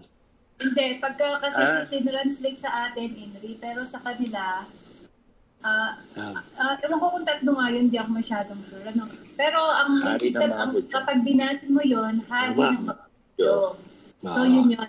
So yun din ay kasama sa na-prophesy na yun ang maisusulat. So hindi lang basta nagkamali sila na yun ang nasabi ni Pontius Pilate. Sabi ni Pontius Pilate na, di ba, nung nabasa nilang ganun, natigalgal sila nanginig yung mga high priest. Kasi nabasa nila sa mga letra nila, di ba, maraming mga meaning yun.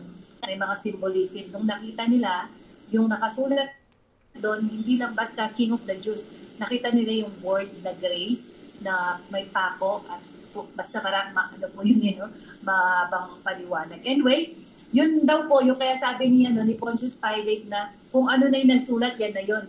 Pero sila ayaw nila, gusto nila papalitan. Kasi nakita nila yung meaning doon na talagang yung pinako nila ay ang hari ng mga Hudyo, si Jesus Christ na, ang tagapagligtas. So, yun. Dagdagan ko lang po. May question ako, Pastor. Diba? Sige, Dagdagan ko lang bago mag-question ka. No? Yung pong nakasulat po sa taas ng ating Panginoon, dalawang translation po yan. Isang Greek at saka isang Hebrew. Kasi during that time, para maintindihan po ng mga Hebrew, yung pong pagkakapako na nakalagay po doon. At the same time, sa baba po no, may Greek po yun para naman sa mga Romano. Para alam po nila pinakano po doon. At ang translation lang po yun sa English, yung nga sinabi po doon, Jesus, King of the Jew. Yun ang pinakano po doon. Yun lang po ang translation. I don't know kung ano po yung sinasabi, INRI o INRI, hindi ko po. Pero yun po yung Hebrew at Greek ang pagkakasulat po na yun. King of the Jews. At Rana. A question ko po, Pas, yung resurrection ba ni Lord Jesus Christ, is it Sunday ba talaga? Saturday. Sunday. Labi ka muna. Sige. May trabaho ko, akala ko nakatingin sa computer. Opo, Sunday po yun. And this is the reason kung bakit po yung Sabbath day naging Sunday celebration. Kasi po, nagkaroon po ng traditional na during the early church na ginagawa nilang meeting ang araw po ng Sunday. Kasi that is the resurrection day ng ating pong Panginoon. Pinako po siya ng Friday, ang sabi doon, on the third day, He rose from the dead. Nangangahulugan Thursday, Friday, Saturday, Sunday. Kaya Sunday po yung kanya pong Panginoon. Sunday ng early morning po yung pagkanyang pagka-resurrection. At yun doon naging dahilan. Simula po noon, naging Sunday na po ang parang worship, no? Instead of Sabbath day, which is Sabado. Opo. Okay. Yung third day po kasi, opo, kasi yung third day hindi daw po ibig sabihin 72 hours. The third 3 days po kasi, di ba, Friday, Saturday, and Sunday. Hindi po siya ibig sabihin 72 hours. Iba yung time ng On the third day. Iba yung time ng mga Hudyo kaysa The time ng third Northern day. Gusto ko lang i-clarify kasi baka katulad lang din ng mga bagong pinaniniwalaan natin sa Romano Katoliko na paniniwala na they change, katulad ng ng Easter na rabbit yung mga naging symbolism. So gusto ko lang kung Sunday ba talaga God is risen. So yun po yung isang Amen po. Thank you. Okay po. Baka ikaw ay makausap mo yung mga Sabadista. Sabihin nila Sabadista. Depende sa kausap. Kasi isa din yan sa proof Isa din talaga yan sa proof that God is risen from the dead. Kasi yung mga nag-witness na change yung Sabbath into Sunday. Tama.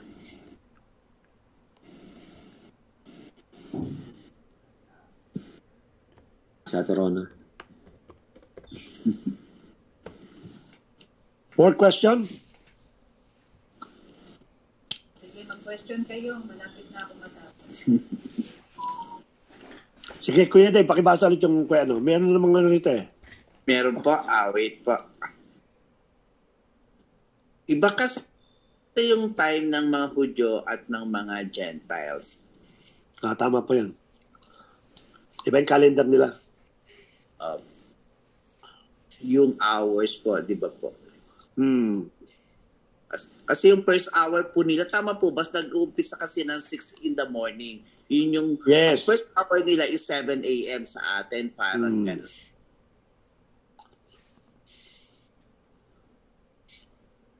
Okay na po, wala pong question na.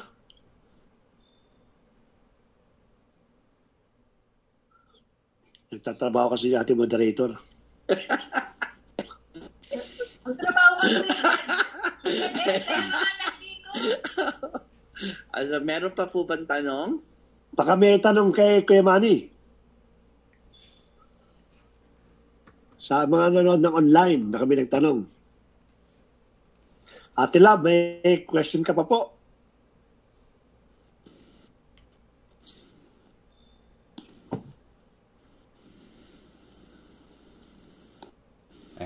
Nangyari. Wala. May online po tayo. Online viewer. Iba kasi. Wala na po. Wala daw po. Kay Wala Kuya. na po. Okay. Opo. So, that's it for today.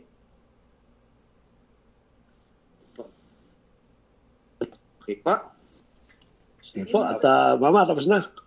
Opo, okay. Close mo ako Close po na tayo. Purihin ng Panginoon.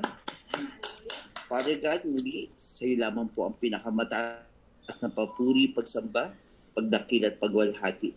Maraming salamat, O Lord God, sa mga kapatiran, O Lord God, na nakiisa, O Lord God, sa pakikinig namin sa aming buting Pastor Bernard, O Lord God. Maraming salamat sa mensahe ito. Muli ay nadagdagan niya naman po ang aming kaalaman, O Lord God. Nawa ang kalamang ito ay magrema, tumimo sa aming puso upang maging gabay namin sa araw-araw namin mga buhay. Father God, pagpalain po ninyo ang lahat ng mga kapatiran na isa, O Lord God, sa lahat sa kabila ng kanilang kapagaran, ganun din ang aming mga pastor at pastora, ay naroon pa rin po ang kagalakan, O Lord God, upang makiisa kami, upang ibigay po nila, O Lord God, ang kaalamang ito, upang higit pa po kami magkaroon ng karunungan, O Lord God, at matutunan pa ang mga mensahe na dapat po ninyong iparating sa amin. Father God, muli sa aming paghiwa-hiwalay, bigyan niyo po ng kagalakan, kapayapaan, ang bawat mga kapatiran, higit lalo sa kanilang pagtulog, O Lord God. At nawa, O Lord God, proteksyonin niyo po ang bawat isa sa puri ng kanilang mga bawat pamilya, kasama man namin sila o hindi at malayo at nasa Pilipinas, O Lord God. Nawa ang patuloy na protection sa bawat kapatiran, O Lord God, ay ipagkaloob mo po at nawa maranasan namin ang patuloy ang iyong pagmamahal, iyong awa, abag, O Lord God, sa buong araw ng aming pamumuhay. Muli, O Lord God, muli ay magkasama-sama uli kami sa Thursday, O Lord God, upang minsan pa uli ay magkasama-sama kami sa sama-samang panalangin, O Lord God. Muli, Yes, Lord. namin sa inyo ang pinakamataas na pagpupulit, pagsamba, pagdakil at pagwalhati. Ito po ang aming samot dalangin sa pakikisa ng Banal na Espiritu. Amen at amen. Amen. Glory. Amen. Good night. Good po sa Good night, good night. Thank you very much mga Good participants. night Thank po. you. Good night. Good night, good Good night, night, good Pas. night. Good night. Good Good night night. po. Thank you very Good much night, po. Thank Paz. you. Good night. Thank you, Good night. Pas.